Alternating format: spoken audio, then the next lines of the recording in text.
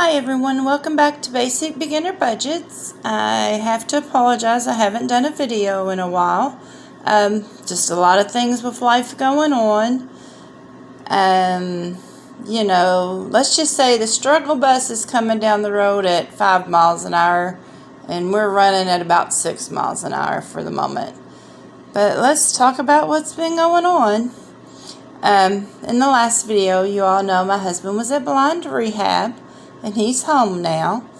So I just made a little bit of a timeline of things. So April through May, he was at blind rehab, and this is how it affected everything financially. We were getting short-term disability, which is 60% of normal pay.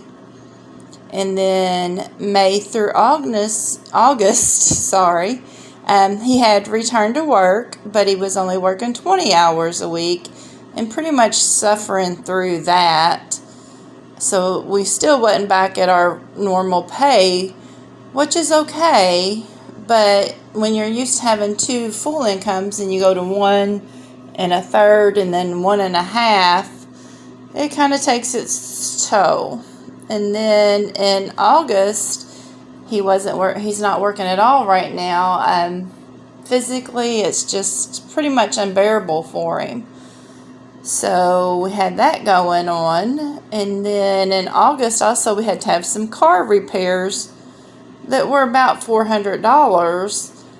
And we have no emergency fund set up for when that happened. So we had to justify and move things around. We are going to, in mid-October, since he's not working, we've cashed out his retirement that he had in. It wasn't like a huge amount, but it will be helpful for what we need. We're just waiting for the check to come for that. And then hopefully we've applied for disability, but that takes a while.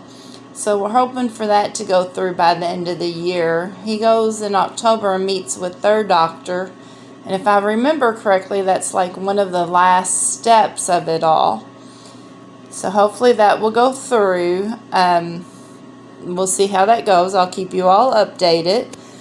So for now, I've kind of made this little checklist just so I can keep up with what we've paid and what we've not paid. Obviously, we are behind on a few things, and that's what's expected since we don't have an emergency fund. If you've never had to use one or you've never planned on one, you don't realize how important that is. And once we get these things straightened out, we will definitely have an emergency fund. So I've just been keeping charts of what we've got paid, what's going to be paid, and everything. And then I came up with this I'm always looking for something to use to calculate. I'm very much a pen and paper person and keep logs. So I came up with this, which at the top of it, as you can see, has the week that it is. And then at the bottom, I can do all my calculations. So on this particular week, which is the week of September 22nd through September 28th, which is starting today, yes. I have these particular bills coming out. Every week I plan $100 for groceries. Since I'm the only one working, we don't have to drive as much. So $20 in gas actually gets us. We're very fortunate that I live within less than 5 miles, I'll say, of my work. And if we don't go anywhere else, that $20 will get us through the whole week.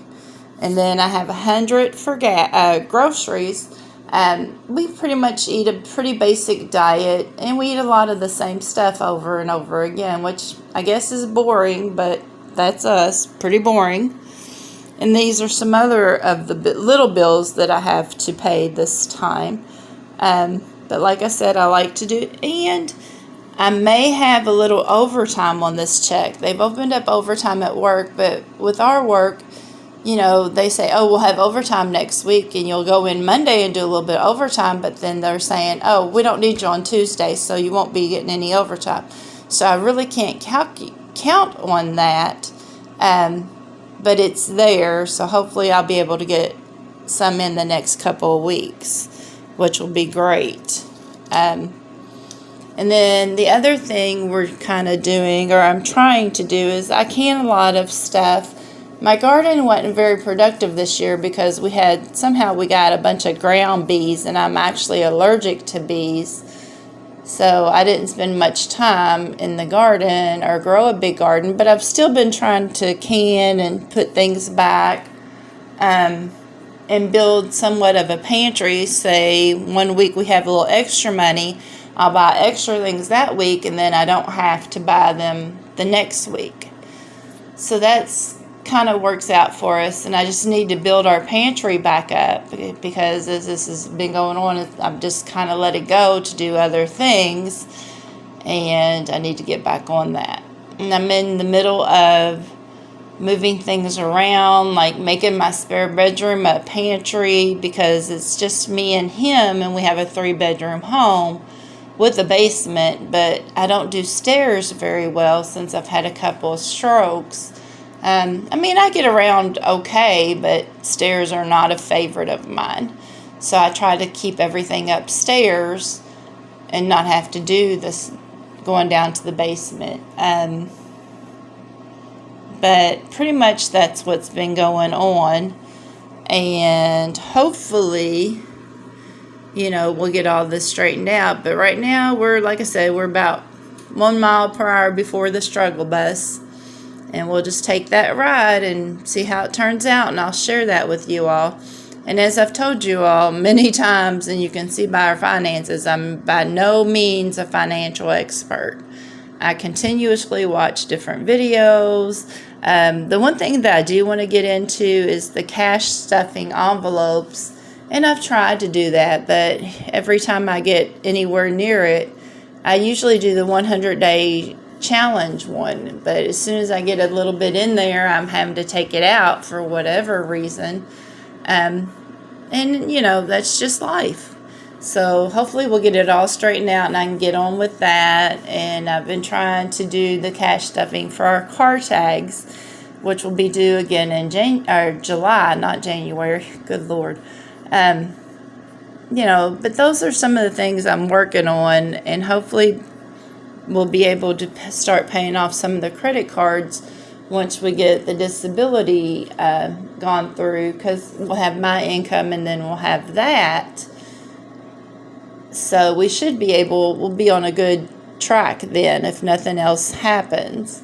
And for the people who live on just Social Security by itself, God bless you, because that's kind of rough.